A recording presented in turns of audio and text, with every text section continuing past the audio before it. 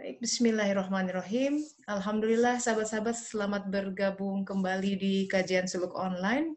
Ini gelombang ke-8 dan pertemuan ke-16.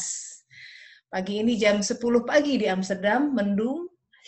Eh, Musim masih musim gugur, beranjak ke musim dingin. Suhu berkisar 0 sampai 4 derajat Celcius. Sini kita ada sahabat-sahabat di Perancis juga, ya, ada beberapa juga di Jakarta, oh, alhamdulillah, Bandung, Makassar juga hadir ini, Mbak Andi. Ini dengan nikmat Allah, dengan teknologi kita bisa bersilaturahmi dari titik yang berbeda di bumi ya, Masya Allah. Sahabat, kita lanjut ya. Kemarin masih tertarik dengan pertanyaan salah satu sahabat. Pertanyaannya adalah, bisa nggak kalau hidup kita tuh lancar-lancar aja gitu ya? Ujiannya adalah tapi sedikit, nggak berat-berat banget gitu. Semua dalam genggaman, seolah-olah begitu ya, semua bisa diatur. Bisa nggak hati melejit gitu? Ternyata jawaban Al-Quran nggak begitu gitu ya. Itu hukum Al-Quran, hukum kehidupan. Jadi tanpa sebuah proses pengeringan, Ismail tidak akan menemukan air di bawah telapak kakinya.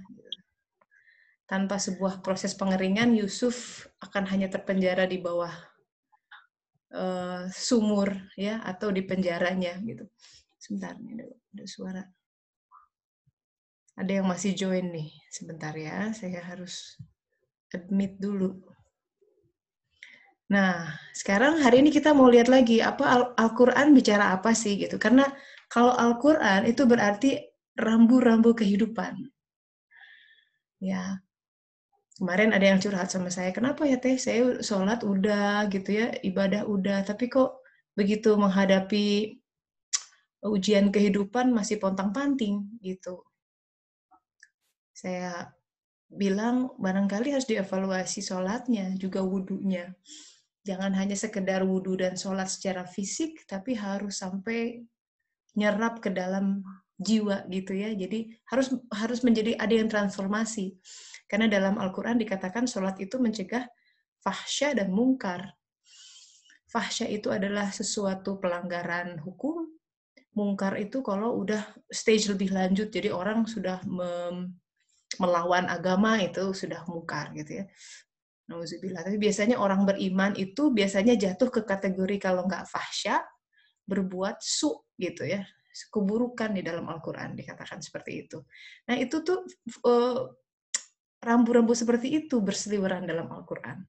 Yang seharusnya menjadi guidance buat hidup kita, menjadi pembimbing, penuntun, sehingga sahabat-sahabat, seharusnya seorang muslim itu tertransformasi menjadi orang yang kuat, orang yang nggak cengeng, orang yang beretos kerja tinggi, produktivitas tinggi, orang yang selalu tegak menghadapi kehidupan sekeras apapun anginnya, dan selalu positif, memberikan aura yang segar, itu sejuk, positivism terhadap sekitarnya. Itu hanya bisa terjadi ketika hatinya sudah tertransformasi oleh Al-Quran. Nah, kita harus membuktikan itu setidaknya di level diri kita dulu, ya, karena kita tidak mungkin memberikan sesuatu kalau kita tidak punya. Kalau kita tidak punya ketenangan, nggak mungkin kita bisa menenangkan anak atau suami atau di rumah tangga. Kalau kitanya sendiri masih gelisah gitu ya. Jadi seseorang hanya bisa memberikan sesuatu yang dia punya. Sama seperti teko gitu ya, poci itu hanya mengeluarkan apa yang ada di isinya. Nah, kita lihat hari ini surat Al-Ankabut ya, sahabat-sahabat boleh dilihat Al-Qur'annya, surat ke-29 ayat 64. Ini ada rentetan ayat nih, 64, ini 65 harusnya. 65 dan surat Al-Ankabut ayat 66. Ini bicara tentang kaidah kehidupan. Dikatakan di sini, dan kehidupan hanyalah senda gurau dan permainan. Dan sesungguhnya negeri akhirat itulah kehidupan yang sebenarnya sekiranya mereka mengetahui. Shadaqallahul azim. Dan tiadalah kehidupan ini adalah sebuah senda gurau, begitu katanya. Artinya kita itu diuji semua dalam permainan kehidupan. Pertama, kita nggak milih kan, kita nggak taken kontrak lahir lewat orang tua yang itu. Lahir di bumi yang itu. Jadi kalau udah diberi orang tua itu udah given dengan semua kondisi yang ada, kondisi ekonomi, kondisi psikologis, kondisi sosial dan lain sebagainya. Dan tidak hanya orang tua, posisinya di mana ya kan pada saat itu mereka. Keluarga yang mengitarinya apa? Nah, itu Allah sudah desain sedemikian rupa. Gitu ya. Artinya kita diuji dalam sebuah permainan kehidupan sebenarnya. Dan yang menonton itu banyak sahabat-sahabat sebenarnya. Jadi kalau saya boleh loncat ke screen yang berikutnya, kita ini seperti ada di dalam panggung kehidupan, dan yang menonton tuh banyak. Kita seolah kalau sendirian nggak kerasa ada yang nonton ya, padahal yang nonton masyarakat selangit dan bumi. Ada masyarakat malaikat, alam malakut, banyak macam-macam orang-orang syuhada, siddiqin, solihin yang sudah di alam barzah, leluhur kita menonton itu semua. Kerabat kita yang sudah meninggal bisa melihat. Orang tua yang sudah berpulang ke alam barzah masih melihat. Mereka yang selamat di alam barzahnya itu sedang menonton. Kalau yang tidak selamat ya masih dalam proses pembersihan ya. Nauzubillah min dzalik. Kita semua jadi film yang nyata buat mereka. Kenapa? Kenapa mereka melihat kita semua? Itu semua dari zaman Nabi Adam, semua nabi-nabi melihat kita. Ada Al-Qur'annya. Sesungguhnya kami mengawasimu gitu. Kami melihat. Jadi dilihat. Kenapa? Karena mereka semua sedang belajar mempelajari tajalli Allah. Jadi setiap detik yang kita lalui, nah kita sekarang lagi dikasih naik panggung nih. Badannya ada. Begitu badan habis masa pakai, itu berarti turun panggung. Itu berarti kita wafat. Nah, di setiap kehidupan ini yang kita banyak keluhkan ini gitu ya, yang kita pikir gini-gini aja, itu tidak gini-gini aja. It's a miracle, dan mereka melihat ada tajalli Allah, dan tajalli Allah sahabat-sahabat tidak berulang. Jadi Allah tidak pernah membuat suatu ciptaan yang sama. Amazing tuh ya, kita kan mesti mikir tuh di titik itu. Rasanya dari Senin ke Senin gitu-gitu aja. Itu kan mindset kita, pikiran kita yang masih dangkal tidak bisa melihat ada suatu warna kebaruan di dalam kehidupan. Karena dia huwal hayyul qayyum sebenarnya. Dia itu menciptakan dan mematikan. Setiap saat kita dalam sebuah ciptaan yang baru. That's amazing, isn't it? Kita merasa gini-gini aja kayaknya, tapi sungguh itu sebuah ilusi yang besar. Seandainya akal kita bisa di-upgrade dan bisa dilihat, dan Allah memberi izin pada seorang hamba itu, dia melihat. Oleh karenanya, orang-orang yang akalnya tinggi, orang-orang yang ma'rifat sama Allah, seperti Rasulullah, dia mudah memaafkan karena dia tahu penggal yang terjadi ketika seseorang menyakiti dia di 1 detik, itu 10 detik yang lain udah beda lagi. Dia tidak holding the grudge sesuatu hal kejadian di 5 menit yang lalu, seminggu yang lalu, apalagi setahun yang lalu. Kalau kita kan, orang itu nyakitin kita 3 tahun yang lalu, masih baranya terasa. Sebenarnya kita menyimpan racun di dalam diri kita sendiri. Padahal tuh kejadiannya sudah lewat. Contohnya ya, pernah ada seseorang yang ngerjain Rasulullah gitu, sedemikian rupa, kan dipanggil, ya Muhammad, gitu. Rasulullah datang, itu kan lagi pada ngumpul-ngumpul, terus ketika datang, malah diejek katanya, ngapain kamu datang? Bukannya engkau memanggilku? Oh enggak, kamu diketawain gitu ya semua, pokoknya nyebelin banget deh. Terus Rasulullah berlalu, tidak jauh dipanggil lagi, Muhammad, datang lagi. Rasulullah, kalau kita kan udah, ini pasti langsung gitu ya, langsung marah gitu. Ini pasti main-main ditinggalin. Enggak, Rasulullah datang lagi. Kedua kali, ketiga kali, sampai akhirnya yang lain udah nggak bisa ketawa. Lihat ini orang, amazing ya, gitu.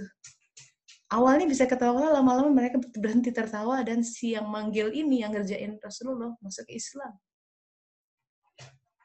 Gitu, Rasulullah memaafkannya seperti itu. ya itu standar kita sebenarnya. Orang menyakiti kita, pasangan kita ngomong sesuatu yang bikin kita nyelekit sejam yang lalu, terus kita masih gitu. Nah, berarti penyakitnya tuh ada di hati kita. Ada sesuatu yang melekat gitu di situ. Seharusnya kalau maafkan ya udahlah, itu sudah lewat. Udah, kita sekarang udah episode baru. Go on, move on, let it go. Tidak mudah. Harus banyak istighfar. Kalau Allah tidak mencabut, itu hati tidak legowo gitu ya, kalau kata orang Jawa. Makanya dalam bersuluk, salah satu hasil suluknya benar, proses transformasi, taubatnya benar, sholatnya benar, ya dia mencegah itu tidak ada keburukan di dalam hati, kita makin merasakan bahwa hati kita jadi makin jembar gitu. Dulu kalau saya diginiin tuh marahnya minta ampun misalkan. Sekarang kok agak susah marah ya, biasa aja. Nah itu bukan karena kita ikut pelatihan whatsoever. Mungkin syariatnya di situ, tapi hanya ketika Allah membuka sadar kita jadi lapang gitu. Jadi kehidupan ini senda gurau, artinya sebuah permainan kehidupan. Leluhur kita, bapak kita yang sudah meninggal gitu ya, ibu kita yang sudah meninggal menonton, dia tahu anaknya sabar apa enggak. Kakek kita tahu kalau cucunya teriak-teriak diberi ujian tertentu. Leluhur kita tahu di detik mana kita berbuat dosa. Kita pikir sendirian gitu ya, nggak kelihatan di kamar. Yang nonton banyak, malu sekali, ada malaikat. Tahu ada yang bunuh diri, misalkan ya, nauzubillah. Mereka menangis kalau kita berdosa. Tapi kalau kita orang yang taat kepada Allah, kita menjadi pejuang agama, mereka bertakbir. Allahu Akbar, Allahu Akbar, Alhamdulillah. Kita lanjut, sesungguhnya negeri akhirat itu kehidupan yang sebenarnya sekiranya mereka mengetahui. Nah, itu Al-Ankabut ayat 64. Jadi dua hal ini dikontraskan. Al-Quran bicara tentang visi dunia. Hey, dunia itu cuma permainan. It's just a game. Nggak usah terlalu lebay lah gitu ya, kehilangan tertentu. Allah bilang kok, apa yang hilang darimu diganti. Belum tentu apa yang kau dapat itu baik bagimu. Selalu begitu. Jadi manusia itu dibesarkan hatinya gitu loh. Jangan kau terlalu bersedih atas apa yang luput darimu. Dan juga jangan terlalu gembira atas apa yang kau terima. Jadi harus stabil. Gitu. Terlalu gembira akan membuat orang terlena, jadi ujub. Di sisi lain, orang yang terlalu sedih jadi patah semangat, putus asa, dan tenggelam. Nah, di satu sisi ini dunia tuh begitu cuma. Jadi ini konsep yang penting ya, karena kita visi banyak ya. Rasulullah bilang orang mukmin itu di dunianya repot. Nah, kalau gitu gimana dong? Padahal kita punya waham hedonisme ya. Semua pengen asik gitu. Ide kenikmatan dunia yang kita punya di kepala kita ternyata banyak berbenturan dengan konsep-konsep Al-Quran. Dan dengan keseharian, kenyataan keseharian yang ada. Terus gimana dong? Bagaimana kita bisa berdamai matching those two situations? Nah, artinya kita harus kembali melihat guideline yang ada. Bagaimana sebenarnya Allah memberikan tuntunan di sini. Gitu, ya. Nah, jadi sekali lagi, kemudian kontras yang kedua dikatakan sesungguhnya negeri akhirat itu kehidupan yang sebenarnya. Sekiranya mereka mengetahui, artinya kebanyakan manusia tidak tahu atau tenggelam dalam ilusi dunia. Di sini, di bumi ini kita diberi ujian. Kadang ujian itu berupa kelimpahan, waktu luang, kesenangan. Kadang juga kekurangan gitu ya. Tapi akhirat adalah kampung yang baka. Jadi sebenarnya sahabat-sahabat, di sini konsepnya adalah kehidupan itu adalah sebuah ujian. Dan kesulitan dalam kehidupan sungguh sebuah rahmat, pertolongan Allah Ta'ala, supaya kita tidak menjadi tersesat. Begini, kalau kata Ibnu Arabi, kalau orang itu diberi suatu kelebihan, ya, potensi gitu ya, misalkan dia anugerahnya cantik misalkan ya, atau dia pandai, atau dia pinter cari uang, sampai hartanya banyak. Biasanya hal-hal itu menimbulkan side effect penyakit hati. Orang yang cantik, kata Rasulullah, cenderung jahat. Ada hadisnya tuh. Ada jahat tuh gini, maksudnya dia punya rasa sombong gitu ya, meremehkan orang yang tidak secantik dia, ya, merasa diri lebih dari yang lain gitu. Sama orang pintar juga begitu, lebih mudah bilang orang lain bodoh, merasa dirinya pintar. Kamu bodoh banget sih, gini aja nggak bisa, nah, kayak gitu. Itu penyakit orang-orang pintar.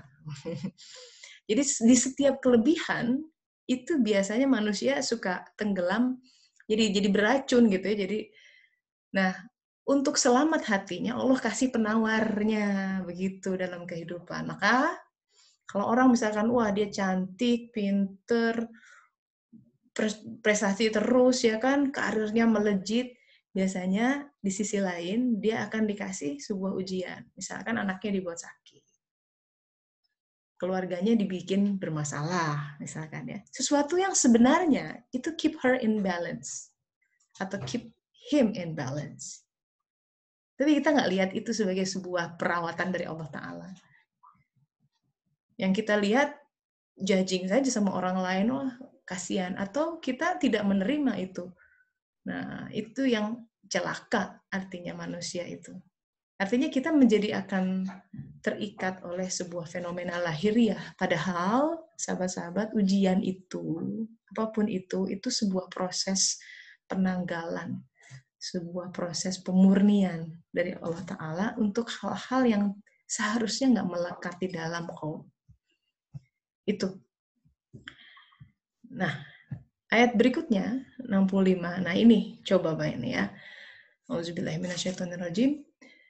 Ini kan kelanjutannya. Jadi apabila mereka naik kapal, katanya, mereka berdoa kepada Allah penuh rasa pengabdian. Mukhlisina lahuddin. Itu berkali-kali tuh. Beberapa ayat dalam Al-Quran bilang seperti itu. Tapi kalau Allah menyelamatkan mereka sampai ke darat, mereka kembali mempersekutukan Allah. Itu lebih dari 2 ayat bicara seperti ini, hukum Al-Quran. Jadi kalau orang itu dalam gelombang kehidupan, ada badai yang tengah menimpa mereka, langsung doanya khusyuk, nangis gitu, sholat tahajud tiap hari, hatinya mukhlisin lahuddin gitu. Allah jadi dekat gitu. Begitu diberi selesai badai, kembali ke darat. Darat itu sebuah gambaran sesuatu yang ajeg gitu ya. Kan beda kalau kita ada di kapal, itu kan berombak-ombak. Kita ini kan secara ragawi itu desainnya dabah. Dabah itu binatang melata, ya kan, dalam tanda kutip. Jadi kita nggak didesain untuk tinggal di samudra. Kita nggak nyaman gitu. Begitu ke darat, itu comfort zone kita. Jadi kalau orang di comfort zone-nya itu cenderung mempersekutukan Allah. Ini Al-Ankabut ayat 65. Itu hukum Al-Quran. Allah tahu kan ini dari Allah Ta'ala ya. Allah yang mendesain kita. Dia tahu ini tipe manusia ini ciptaannya. Kalau diberi semua serba settle ya, semua serba comfort, semua serba ada, itu cenderung musyrik, mempersekutukan Allah. Dia melihat hal-hal itu menjadi sebuah hal yang jadi bukan Allah Rabbul Alamin. Yang Rabb buat dia mungkin pekerjaannya jadi pemelihara. Mungkin usahanya itu yang sedang maju pesat, yang memelihara dia dan keluarganya. Bahkan 3-4 turunan gitu ya, yang dia gadang-gadang, atau kekaryaannya yang dia mimpikan, wah ini untuk bangsa gitu. Itu cenderung seperti itu. Nah, kalau memang begitu, lihat ayat berikutnya, itu mengerikan. Biarlah mereka mengingkari nikmat yang telah kami berikan kepada mereka, dan silakan mereka hidup bersenang-senang dalam kekafiran, artinya dalam ketertutupan, kehijab, tidak terhijab, dia tidak melihat Allah. Tidak melihat tangan yang mengantarkan itu semua. Tangan yang memberikan kepintarannya, hartanya, kemudahan, dia pikir itu karena aku kerja keras, oh karena potensiku, oh karena koneksiku. Nggak kelihatan Allah. Nah, itu kategori dalam kekafiran, artinya terhijab, covered, tertutup dari apa yang sebenarnya terjadi. Maka kelak mereka akan mengetahui akibat perbuatannya. Jadi di dunia ini mereka lalai melihat itu, tapi ini rahmat Allah juga ya, di alam barzah kelihatan. Di alam berikutnya kelihatan, apalagi di alam mahsyar. Dan ini akan diulang sahabat-sahabat, panggung kehidupan kita. Jadi nanti mulai dari alam barzah itu kita udah mulai menonton tuh hal-hal yang paling dekat dulu sebelum kita lihat film-film tentang nabi-nabi ya, yang jauh, itu yang dekat, orang tua, ya, ibu bapak, tante, sahabat ini, sahabat itu. Kenapa? Setiap keping itu berharga. Setiap pembelajaran yang Allah berikan kepada seseorang itu punya hikmah yang dalam. Itu kenapa mereka masih watching us gitu, tajali. Itu kenapa nanti di alam mahsyar, dulu saya bilang, kenapa ya sampai harus dipertontonkan gitu kehidupan kita, kan malu misalkan. Ternyata bukan Allah ingin mempermalukan, tapi memang ada hikmah yang besar yang patut kita pelajari dari setiap kehidupan seseorang. Makanya salah satu kajian suluk online ini yang ditunggu-tunggu tuh sharing session sebenarnya ya, ketika kita bertestify, berbagi kisah bagaimana Allah merawat seseorang, ya, memperjalankan seseorang dalam nikmatnya. Kejadiannya sudah terjadi, terus kemudian kita kontemplasi, bertafakur dan melihat, iya ya, seandainya saya tidak diperjalankan di sini, saya nggak akan begini. Nah, itu nikmat. Ya, itu nikmat. Itu kita sedang mencoba membangun kesadaran sampai setiap keping kita tafakuri sampai harus bilang ma khalaqta hadza batila. Sampai semua keping kita baca dan tidak ada satupun yang sia-sia. Tidak ada satupun penggal kehidupan yang kelihatannya kelam sekalipun, tapi tanpa itu kita tidak akan maju ke stage yang lain misalkan. Nah, di situ penerimaan kita akan lebih dalam. Artinya apa? Pertama, kesimpulannya, udah, kehidupan itu ada yang punya. Makanya, try not to resist the change that come to your way.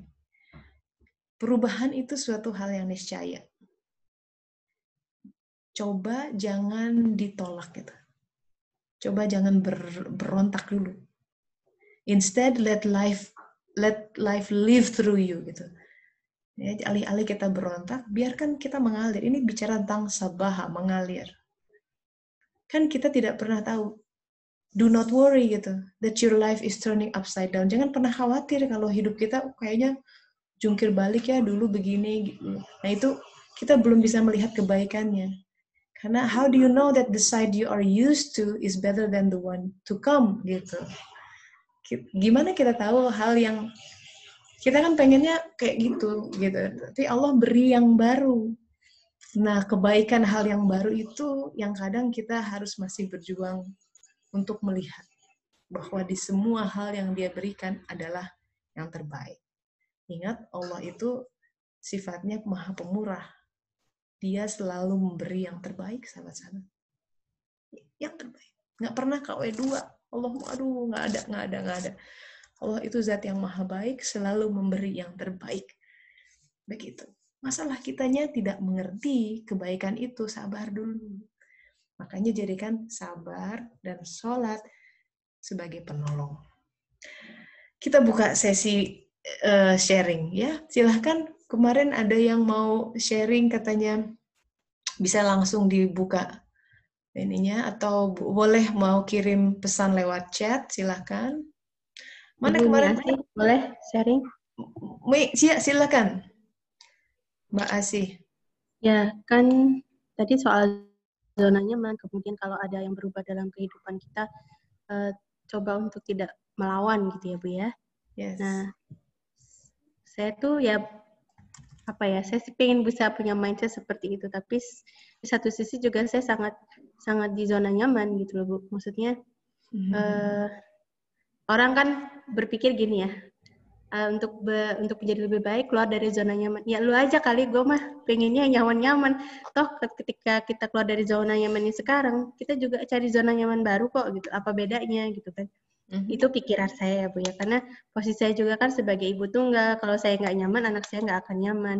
Ibu saya akan cemas, keluarga saya juga akan ikut cemas dan seterusnya. Jadi kalau saya posisinya nyaman, saya ngerasa lebih bisa produktif dan segala macam itu. Itu sih Bu, itu gimana ya Bu ya? Itu syahwat bukan ya? Mungkin Mbak Sunarsi bisa menjawab sendiri. Maksudnya menyikapi secara lebih berserah dirinya itu loh. Jadi begini, yang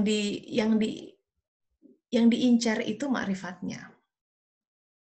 Apakah kita dengan kenyamanan yang ada jadi lebih kenal sama Allah, jadi lebih dekat sama Allah? Enggak. Itu. Karena ada kenyamanan yang melenakan. Kan kita tahu itu. Mana pekerjaan misalkan. Ambil mana yang dengan pekerjaan itu saya jadi lebih, wah zikirnya jadi lebih enak, munajatnya lebih dalam. Nah itu ambil. Karena intinya semuanya akan mengalir karena dia dari awal kan, aku khanzun makhfi, dia bilang, aku khazanah tersembunyi dan aku rindu untuk dikenal. Jadi semuanya ini hanya untuk dia ingin dikenal gitu ya. Dia yang mencintai kita gitu. Di Ibnu Athaillah tuh bilang, aku telah mencintaimu sejak awal gitu. Indah sekali. Jadi sejak di alam alastu kita alastu bi rabbikum itu udah that's love at first sight. Itu cinta. Allah itu cinta pertama kita. Makanya bisa dipahami ketika kita berupaya menjalani ya, menapaki cinta dia itu lewat cinta orang tua, cinta kepada pasangan, cinta dengan anak, tapi itu semua ada limitnya. Dan kita maju cinta pada Rasulullah dan maju lagi cinta pada Allah. Gitu. Jadi kenyamanan ini sesuatu hal yang pertanyaan baik, saya pikir ini butuh kontemplasi Mbak Sunarsi. Tanya kepada diri, apa yang saya benar-benar cari? Gitu. Apa yang saya cari sih? Karena kalau kenyamanan tuh nggak akan lama kok. Namanya dunia fana.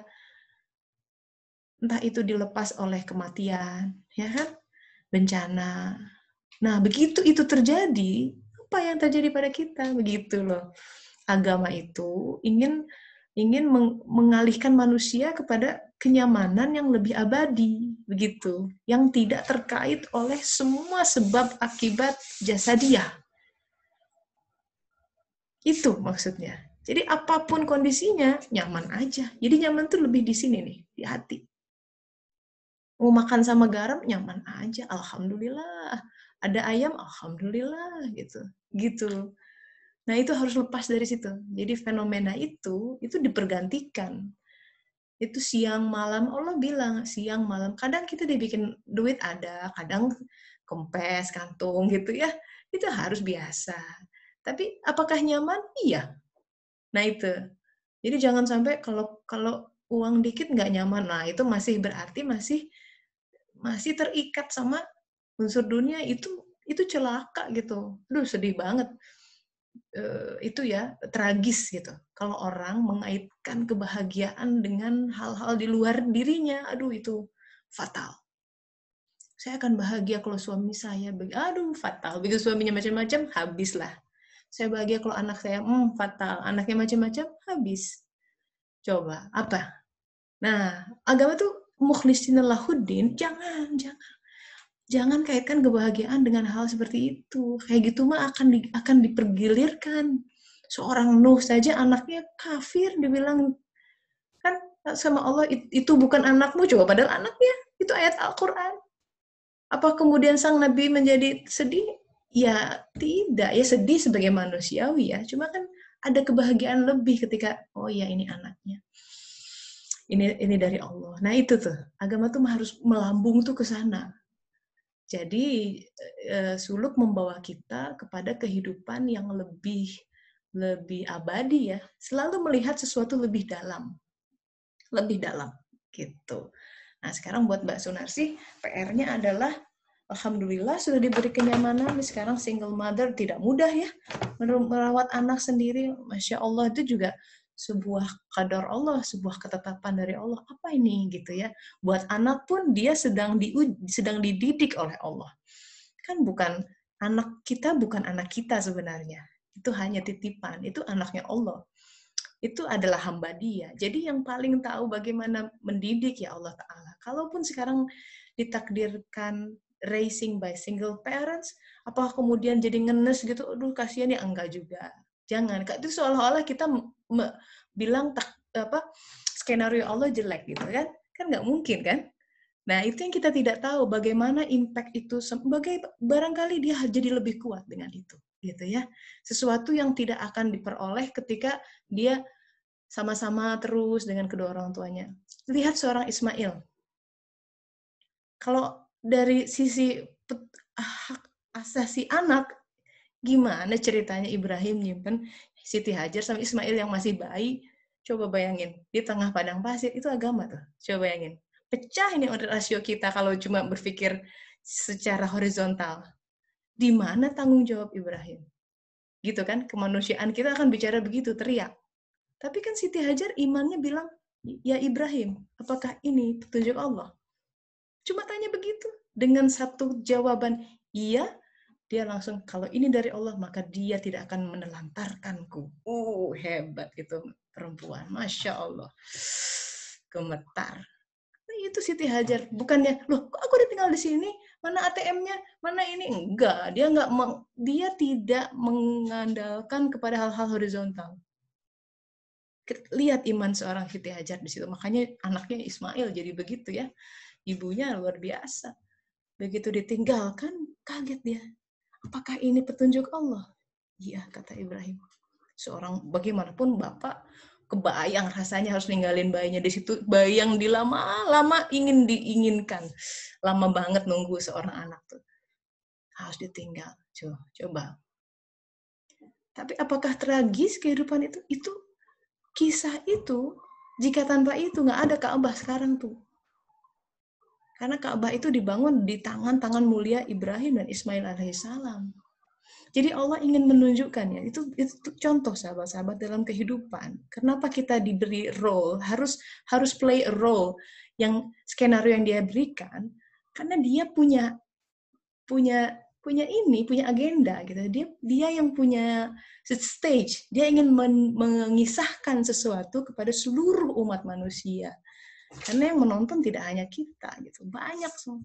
Hey, I want to show something about me gitu. Kamu bermain jadi ini ya, kamu bermain jadi ini, nanti kamu ada episode akan diberi istri, tapi kamu harus nyimpen dia di itu. Nah kayak gitu, jadi dia baca skenario-nya. Oh oke, this is my role, kerjakan itu. Nanti diputar lagi. Nanti setelah ini tutup panggung dunia digulung, dihidupkan lagi, diceritakan semua tentang ini. Semua orang akan ngangguk-ngangguk, oh itu maksudnya. Tapi orang yang lalai, ya harus, kalau kuliah tuh harus semester pendek, harus ada tambahan karena ketinggalan. Kalau orang-orang yang tidak kafir, mereka langsung menikmati jannahnya. Kalau mereka ya harus tunggu dulu dipurify, karena mereka menolak proses purifikasi di dunia, akhirnya harus dipurifikasi di alam lain yang lebih menyakitkan. Nauzubillah. Nah itu, jadi Ismail tidak akan tumbuh. Jadi coba bayangkan, Ibrahim tuh nyimpan Ismail, ya masih bayi, ditinggal aja, datang lagi tuh begitu remaja. Bukannya, bukan dalam romantika, ayo ikut bapak. Dia menyampaikan berita bahwa dia harus menyembelih. Coba datang mau disembelih. Masya Allah. Coba apa jawaban Ismail? Silahkan. Ada dalam Al-Quran itu. Bayangkan itu iman Ismail luar biasa. Kalau orangnya anak remaja yang tidak tahu agama, dia akan, apa kamu orang tua tak ini ya, marah mungkin, bapak menelantarkan aku, datang ingin menyembelihku, aku tak sudi. Wow, kalau novela gitu kan. Tapi Ismail kan tidak begitu. Akhirnya kan menjadi sebuah kisah yang abadi dalam Al-Quran. Kalau kita ingin abadi bersamanya, berserah dirilah dengan semua skenario yang dia buat. Jangan bikin skenario sendiri, kebakar itu. Ya, coba itu Ismail tuh begitu bayi ditinggal di situ, di padang pasir. Datang lagi bapaknya hanya untuk menurunkan amar tentang harus disembelih. Walaupun ternyata tidak jadi ya. Jadi ada berita bahwa ketika pisaunya itu mau dipakai untuk menggorok leher Ismail, nggak luka sedikit pun. Ada dalam satu buku bilang begitu. Sampai Ibrahim aneh, si pisau itu kemudian dihantamkan ke batu, batunya belah. Nah, tapi lehernya nggak tergores, gitu ya. Itu Allah tuh. Buat kita, pisau yang tajam itu pasti, kalau kita bilang ya, pasti membelah. Kalau Allah bilang kepada pisau, pisau jangan menyakiti, tidak akan menyakiti. Itu persis kejadian sama bapaknya tuh. Ibrahim ketika api mengelilingi dia, semua lihat, wah pada heboh. Terus kata Allah, api dinginlah. Dingin. Nah keajaiban itu sahabat-sahabat, itu tidak hanya terjadi buat nabi-nabi, buat kita terbuka. Allah yang sama yang merawat mereka, Allah yang sama merawat kita, Allah yang sama merawat anak-anak kita. Kata orang, cerai itu menyakitkan buat anak, api. Tapi kata Allah, api dinginlah buat anak dingin. Orang lain nggak tahu, dia yang ngerasain. Oh, ya, itu yang kita nggak tahu, gitu loh. Itu yang kita nggak tahu. Makanya sama Allah terus proses kita munajat. Itu Ismail.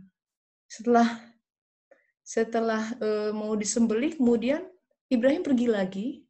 Datang itu Ismail sudah punya istri. Datang ke rumahnya Ismail, pada saat itu Ismail tidak ada di rumah, yang ada istrinya. Nabi Ibrahim melihat, aduh istrinya ini kurang pas nih sebenarnya, ya, secara jiwa. Nanti kalau suamimu pulang, katanya, sampaikan pesanku agar dia mengganti daun pintunya, katanya. Pakai kalimatnya seperti itu, pakai kode. Apa itu artinya? Suruh ganti istri. Coba bayangin. Ismail luar biasa ya. Bayi ditinggal bapaknya, datang suruh sembeli, datang lagi udah punya istri, suruh diceraikan istrinya. Masya Allah. Itu. Maka mereka salawat dan salam untuk mereka semua, pribadi-pribadi mulia yang karenanya kita menjadi berbincang dengan mereka dan belajar dari keberserah dirian mereka. Begitu Mbak Sunarsi. Jadi tentang comfort zone, silahkan ditafakuri. Yang penting tanya selalu, apa yang saya cari? Karena ikhlas, harus ikhlas. Kalau orang yang tidak ikhlas itu tersentuh setan. Itu jelas dalam Al-Quran. Iblis itu, jadi kalau setan itu selalu mempertakuti. Itulah fungsinya setan, dia mempertakuti. Kan dia datang dari depan, belakang, kiri, kanan. Itu Al-Quran bilang ya, mempertakuti dengan masa depan. Wah, gimana kalau nggak bisa sekolah? Gimana kalau nggak bisa?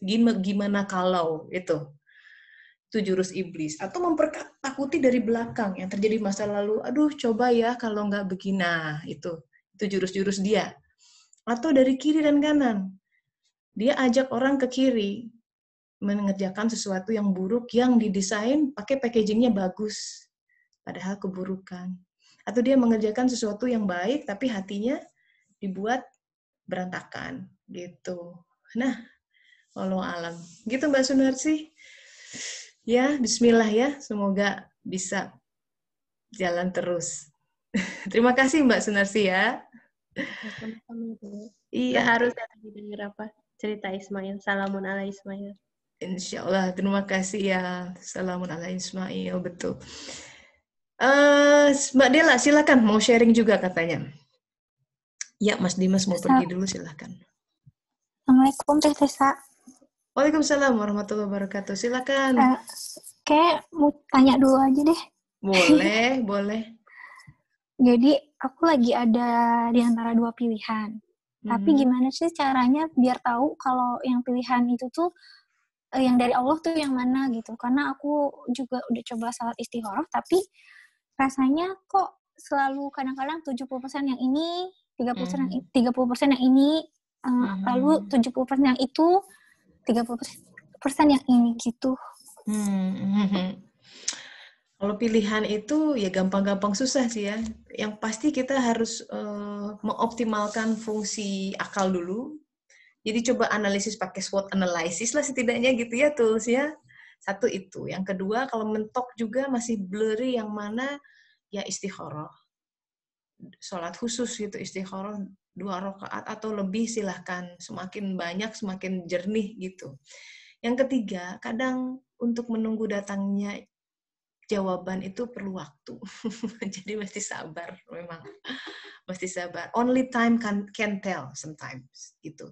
Jadi dengan berjalannya waktu itu ada semesta yang berubah.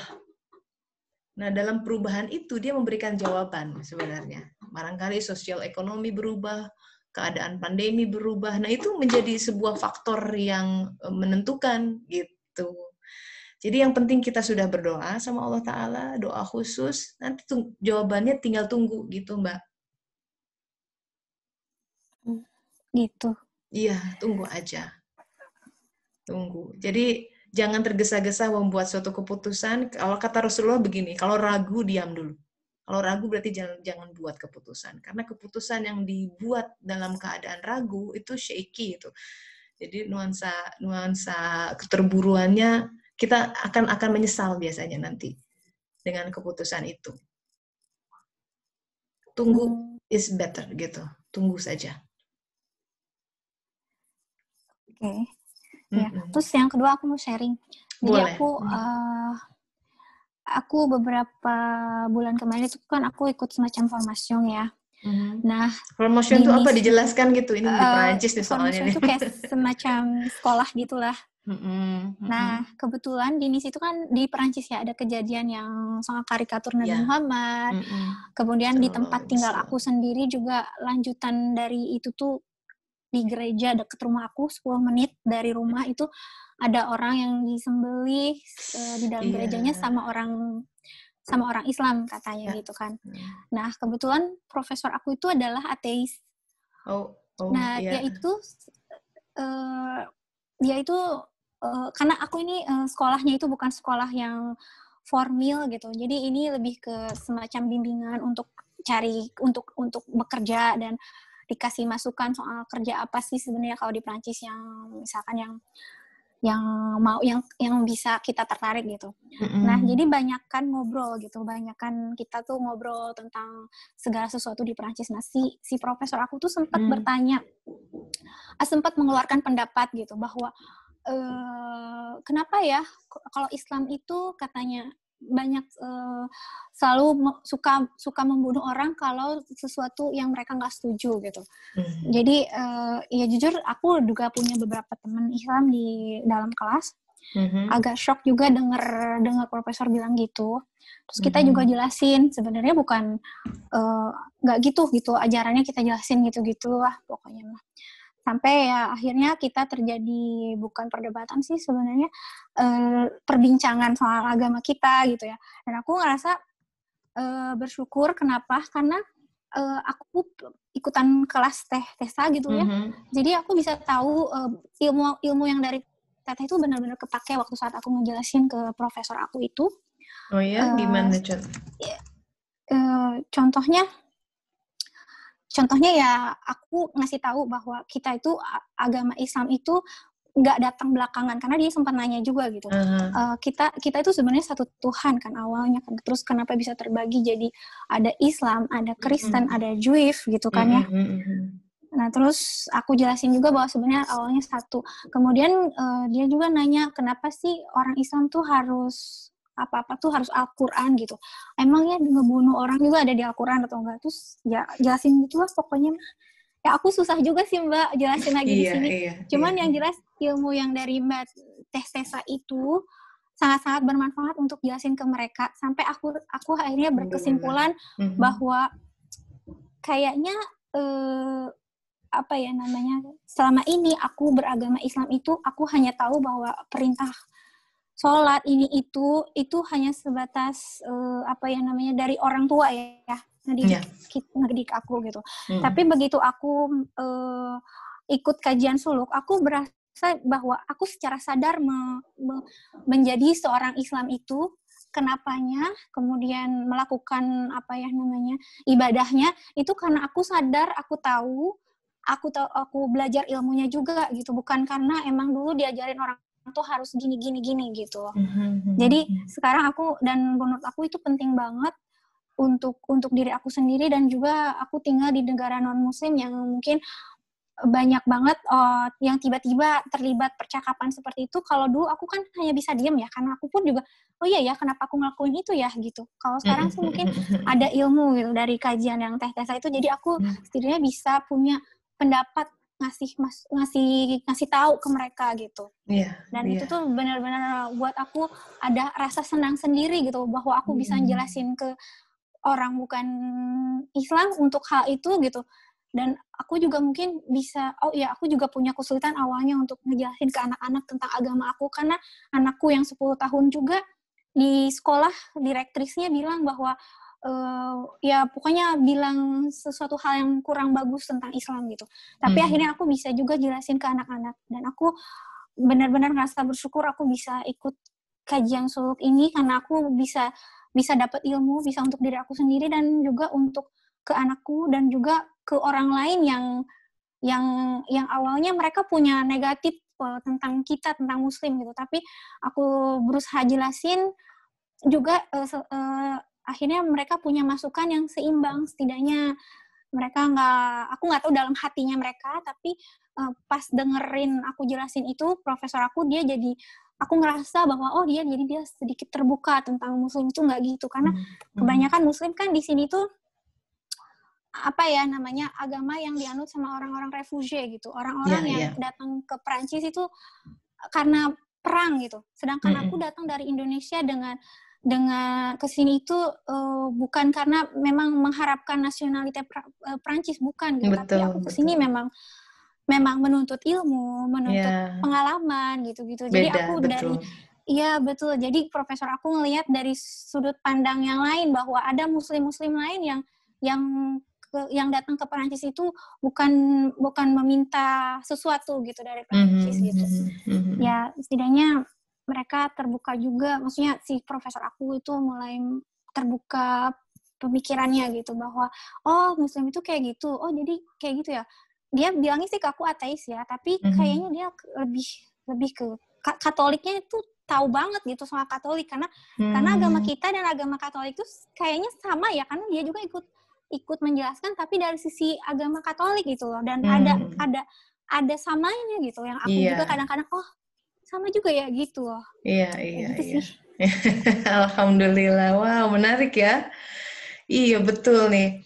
Ya jadi ya saya juga ini tahun ini saya berarti berapa nih, 2007 tahun lah, baru belum lama ya. Kalau Tehlin udah lama tuh di Perancisnya ya. Tehlin berapa tahun Tehlin di Perancis tinggal? 15 tahun? 20 tahun. udah ngebor itu 20 tahun. Ya Allah. Lama Jadi banget. begini ya. Alhamdulillah. Tuh itu kedilil tuh Mbak Adela tuh kalau mau jalan-jalan enak. Iya, Dela jauh Del ya, baru Dela di Lyon ya? ke Dinis Oh, ya. Dinis. Iya, dari ujung ke ujung insya Allah nanti ketemuan ya Del ya. Insya Allah ya Tehlin ya. Gitu. Jadi kita juga belajar ya. Kayak gini ya, kita tuh lahir karena alhamdulillah kita dapat leverage ya, lahir dari orang tua yang Muslim, bener tuh kata Mbak Dela. Jadi kita tuh nggak pernah punya pengalaman gimana tegangnya bersyahadat, nggak ada. It's given gitu aja. Tahu-tahu sholat, tahu-tahu it's just a ritual. Tapi kalau kita lihat orang yang mu'alaf gitu ya, bagaimana mereka mempelajari Islam sampai kepada keputusan saya mau bersyahadat, itu lewat nguliknya ya kan, pendalamannya. Jadi syahadatnya tuh wow gitu. Mereka sampai nangis gitu. Masyaallah Allah. Jadi kita jadi yang menyaksikan jadi ikut terharu. Ada kita syahadat kayaknya tuh kok hambar ya gitu ya. Nah itu jadi tugas kita menggali gitu. Itu harus ke level yang berikutnya. Nah suluk itu suluk itu kata Al-Quran kan, salahkah? Kita harus berjalan ke dalam diri, introspeksi gitu. Padahal tiap hari kita bersyahadat dalam sholatnya, tahiyatu asyhadu alla ilaha illallah. Kenapa harus didahului la ilaha illallah gitu? Kenapa enggak Allah la ilaha illallah? Nah itu dari satu kalimat itu saja udah misterinya panjang sekali. Nah, jadi tadi ya Mbak, kita akan selalu ketika kita terutama di berhadapan dengan masyarakat Barat yang semua ditanyain, kenapa sih kamu saum? Kan nggak enak, kayak gitu. Semua ditanya. Tapi kalau kita nggak paham, kita nggak bisa kasih penjelasan yang kena buat mereka, gitu. Karena sebenarnya pertanyaan buat diri kita sendiri. Selama ini kita saum, puasa, ngapain sih gitu ya? Sholat, harus nanya tuh. Kayak pertanyaan mereka yang banyak yang kritis yang buat kita memang begini gitu. Tapi kan orang sini memang kritis gitu. Kenapa harus begitu sholatnya? Kenapa harus 5 kali? Kenapa harus wudu dulu gitu? Kenapa kalau kentut harus wudu gitu ya? Kan buang angin apa hubungannya? Nah, suka kayak gitu-gitu tuh ditanya gitu. Paham nggak kita? Gitu. Memang tidak semua harus kita bertahap ya. Sungguh di dalam semuanya ada jawabannya gitu. Semua syariat yang turun itu semua bayangan dari langit. Makanya harus belajar gitu loh. Kita belajar, anak-anak juga kalau kitanya nggak paham gimana kita bisa ngajarin anak-anak. Ya, kalau yang paling penting terutama adalah contoh ya, karena anak tuh akan lebih menyerap apa yang kita lakukan dibanding apa yang kita katakan. Action speaks louder than words. Saya ingat dulu orang tua saya nggak banyak cincong gitu ya, sholat. Tapi saya sudah lihat bapak sholat gitu, jadi ikut gitu. Saya lihat juga anak-anak ya, walaupun misalnya maaf nih suami saya nggak sholat, misalnya dia udah lama, dia tipe Islam yang udah pokoknya sholat seini aja gitu ya misalkan. Tapi lihat ibunya sholat, mereka sholat. Gitu. Lihat ibunya ngaji, mereka ngaji. Saya nggak pernah bilang atau saya ajak gitu ya. Nah itu lihat bagaimana banyak ini aspek dalam pendidikan kalau berkaitan dengan itu ya, bagaimana anak akan dihadapkan dengan pola pemikiran sini ya, apalagi di Belanda nih semua serba bebas ya, nggak boleh melarang orang tentang homoseksuality dan lain sebagainya. Anak kan bingung, coba apa kita nggak pusing itu kalau cuman mengandalkan kemampuan sendiri ya nggak Badela ya, pusing kan. Nah tuh kumata liur dalam bahasa Perancis naon tah telin liur. Nah, tapi kita punya Allah gitu loh. Kita punya Allah. Sekali lagi ya, anak-anak kita bukan punya kita. Suami kita bukan punya kita. Bahkan diri kita itu bukan punya kita. Kita kan suka ilusi gitu bahwa this is my life. I can do whatever I want with my life. Enggak, sahabat-sahabat, bukan. Ini semua pinjaman. Raga dipinjamkan, jasa. Kita tuh entitas yang tak bernama. Coba tuh Ibnu Arabi bilang, entitas yang tak bernama, bahkan nggak ada nama. Kalau nggak ada nama tuh nggak ada identity sebenarnya. Allah kasih, kamu namanya ini, raganya ini, jasadnya ini, nanti turun sama ini. Coba bayangkan. Berhenti di titik itu sebentar.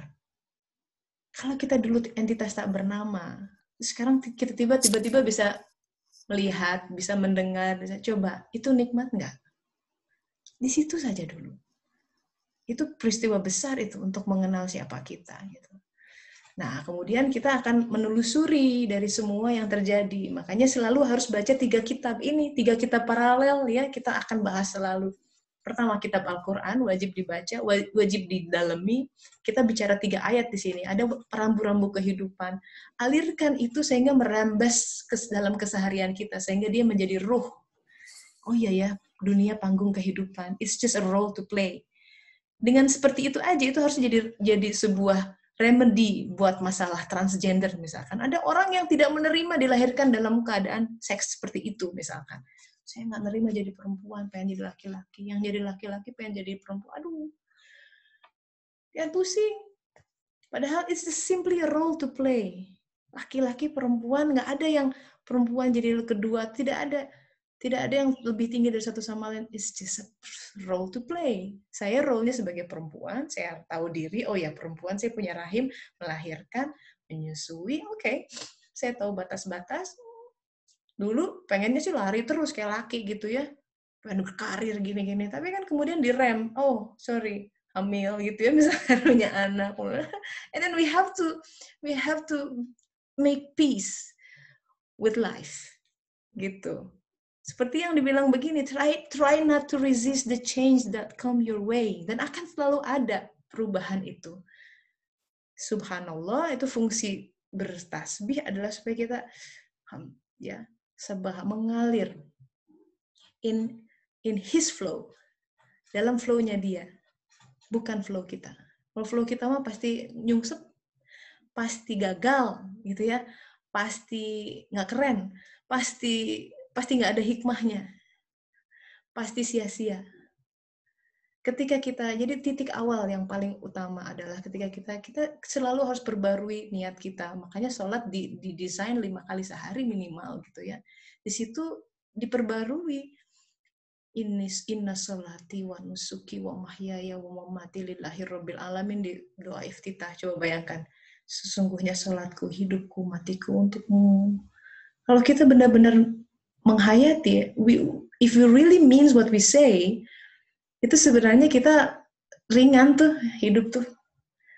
Karena kita menyerahkan kehidupan kita seluruhnya, seutuhnya, 100% di tangan yang kokoh. Begitu dia terima, ditampi katanya begitu kan. Udah, yang terjadi berikutnya itu dalam genggaman dia, jangan khawatir. Seperti Siti Hajar bertanya, ini dari Allah? Iya, begitu bilang iya.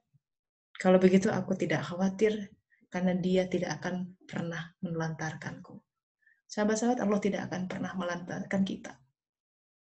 Sakit apapun didera, tak sabar aja. Dia tidak, he never forsake us. Dia nggak pernah meninggalkan kita. Semua hal yang kesakitan yang kita rasakan, perih yang kita derita, itu sungguh sebuah treatment darinya. Sebuah proses penyembuhan karena penyakit hati yang kita tidak sadar itu ada. Dan kalau kita meninggal masih membawa penyakit hati itu, celaka.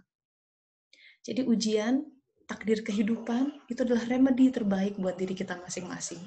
Semuanya adalah suci dan mensucikan. Terimalah dengan sukacita. Begitu sahabat-sahabat.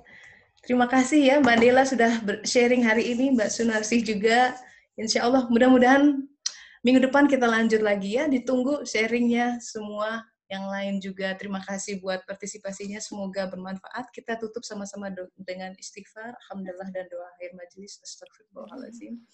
Alhamdulillahirabbil alamin, subhanakallahumma wa bihamdika, asyhadu an la ilaha illa anta, astaghfiruka wa atubu ilaik. Terima kasih ya. Makasih Pamit ya dulu. Mohon maaf. Ya, assalamualaikum warahmatullahi wabarakatuh. Maaf lahir Makasih, batin. Tetesa. Terima kasih Kak Tessa. Assalamualaikum. Terima kasih Tetesa. Terima kasih.